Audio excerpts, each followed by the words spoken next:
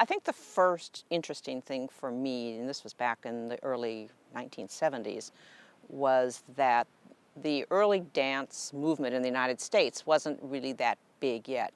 And the fact that here in Chile, thousands of miles away, there was somebody who was already working in the field. So it was very exciting to come to a foreign country, in a place where people were doing, at that point Sara was only doing Renaissance dance. And we came down and did a workshop for 2 weeks in January, I think 1970, 79. And then we came again in the summertime, your winter, to do the big show that was televised, and we did in Viña and also in Santiago. And that was my first exposure to Sara and her work. And she had already been working with the English early dance person Jack Edwards. And so we had a very different approach in what we were doing. And she was very open to all of this. And soon after that, she became interested in coming to the United States to work with the Early Dance Institute, which I ran with the co-director, Charles Garth. And she came for a number of years, and she brought various students of hers back in the 80s, came to see what was going on. And what I remember about the way Sara moved and the way many of her students moved is that she was very suave, very soft movement, very indirect movement. And she immediately became one of Wendy Hilton's biggest supporters. Wendy was teaching Baroque dance at the time, and I believe that was one of her initial introductions to Baroque dance. And she and Wendy got along really well, as did Sara's students, because Wendy's movement, which is not necessarily the same as Shirley Wind or Kathy Tarosi or other people that were working in Baroque dance, but very indirect, very soft, and very subtle. And that was the kind of movement that I think Sara preferred, and she was very, very good at doing sort of subtle movements. And you don't get a lot of that anymore, because we are forced to do early dance productions on huge stages where it's like an opera, where you have to project to row 47, you know. And so subtle movements don't work so well. But Sara was lucky here in Chile to have performing opportunities in places where she could use that very special kind of movement that she had. It was very special, and I've not seen anybody since then that uses that kind of subtlety as well as Sara did.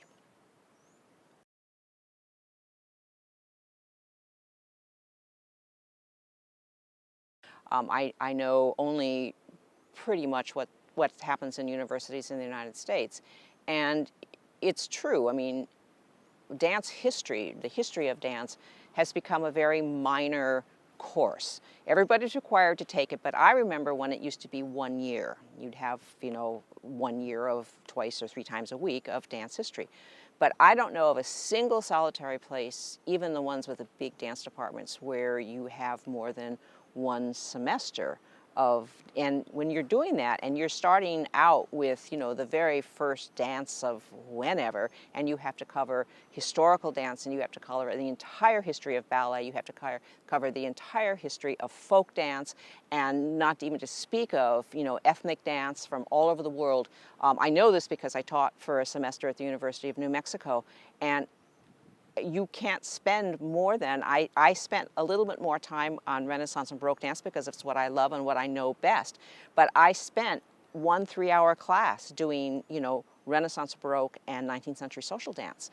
And that's nothing. It's nothing. I got them up to do a little pavane. We did some basic minuet steps, and we did, I think, some waltz variations for the 19th century. And that was it.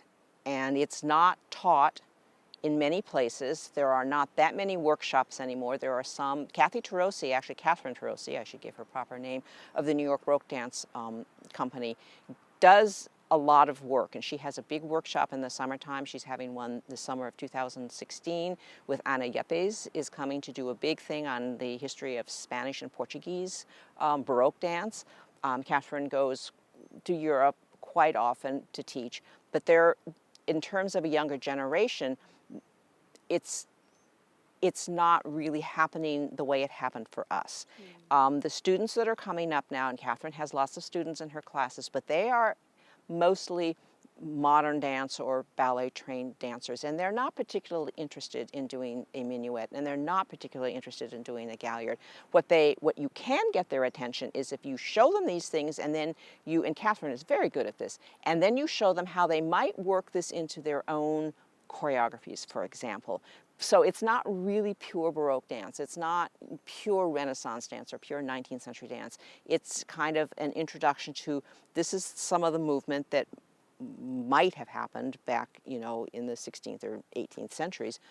And it's not relevant. They don't see the relevance of any of that today. In fact, they don't see the relevance of dance history. Most students don't understand why they need to learn about, for example, Muritaglioni. Why should we have to learn about that? I'm going to be a famous ballet dancer and I don't need to know anything about the past. So, and I have a friend who teaches history at Columbia University, and she says the same thing about people that are taking history. Why do we need to learn about, when Chile was freed from Spain in whatever it was, 1828? Or why do we have to learn about the American Civil War or, the British Revolution? They don't understand. It's so far removed, and we have not been able to instill in people the importance of learning from history. It's not just doing the stuff, it's what do you learn from history, and we have not been successful in transferring that to another generation, in my opinion. But do you feel that really it's important to have history of dance and all? Absolutely. That's what Yes. before I sort of gave up the dance world, that's what I did, was teach Yes. dance history in universities. So important. And it's very important. And it's not so much important, I think part of the problem is that if you go in teaching, let's say you're going to teach a course in Baroque dance, and the first thing you say, and I used to do this, comes out of your mouth, we're going to learn authentic Baroque dance. And immediately people just turn off. The word authenticity needs to be eradicated in all languages out of the vocabulary, I believe, because we can't truly say that we are teaching an authentic minuet or an authentic waltz or an authentic galliard. We can't really say that because we have only paper records and we have, some visual records and some letters and stuff, but we don't really, it's all up to interpretation, which is why when you see the work of Jack Edwards, let's say his Renaissance work compared to the work of Charles Garth, they look totally different. Or Ingrid Brainerd's work looked totally different than Barbara Sparti's, early Italian Renaissance. It's because it's very subjective, and many times we feel so passionate about what it is that we do that we use the wrong language in trying to excite another generation of people. And I know I've been guilty of that myself. So I think there's no question about the fact that it's important to save the legacies of all the figures that are important to any particular dance field or world, country. So I believe that since Sara was very instrumental, and she was Ms. Early Dance, if you want to say, here in Chile. But she also, of course, knew about many other kinds of dance. She was, a well-trained dancer, so this was just expanding her range. I believe it's important for people in Chile to understand how difficult it was in the early days to do this work. This is not, this is not a very popular thing when Sara and those of us that worked in this field started. So I think it's important for her legacy. It's important for students in Chile to understand that there is, in fact, an important sort of legacy of Chilean dance. I mean, we learn in dance history about, Italian dance and French dance, but to have Chile represented in that, I think is very important. And the work she did was very important. And when she had her dance group, it was one of the few in the world, mind you, at that time, that was active and doing, not recreational work, but doing professional work. And that's a very important thing. And I also think that now that we have the possibility of using technology for these things, I think that websites, I regret to say this, having worked in a library, people don't really go to libraries anymore. And if it doesn't exist on the internet, it doesn't exist. I disagree with that because I love looking and touching paper. But I understand that that is where a certain generation is going to be coming from. And they want instant access. They don't want to get in their car and get a library card and sit and wait for an hour for the boxes to arrive.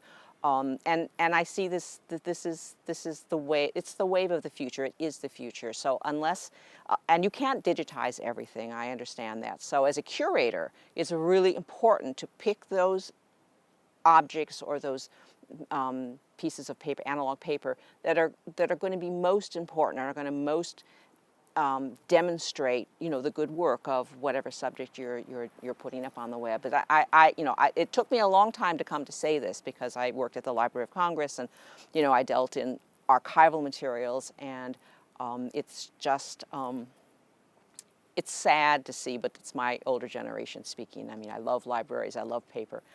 But I know that it's something of the past, and we can encourage our students to go to the library. But the first thing they're going to do is they're going to go to Wikipedia or some other such thing. So to have a good website, I think, is very, very important.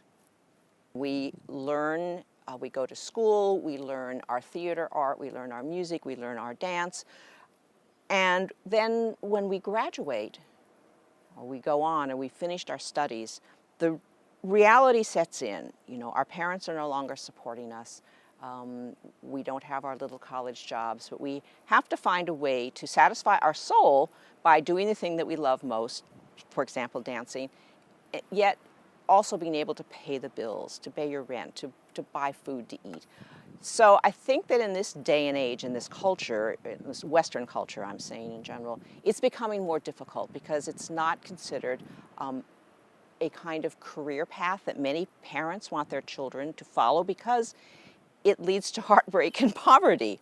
I was lucky. I know other people that have been lucky, but I think that this generation coming up, the people in their 20s, early 20s now, are going to find it more difficult.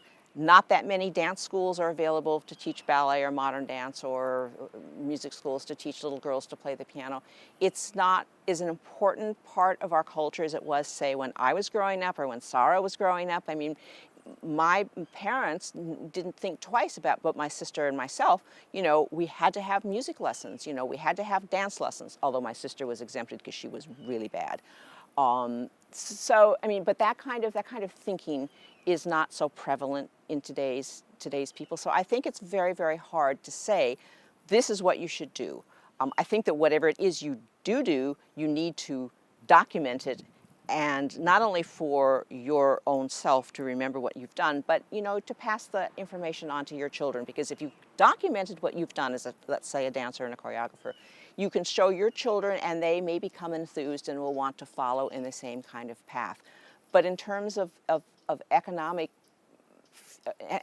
future, except the very few lucky ones that go into professional orchestras or go on to Broadway or join a big ballet company, I think that it's very, very difficult. And I, quite frankly, I'm discouraged when I look out there and I see that there is really nothing. There are not that many college teaching jobs. There are not that many jobs that that would employ those kinds of attributes and talents. So I hate to be discouraging about it, but I hope I'm wrong.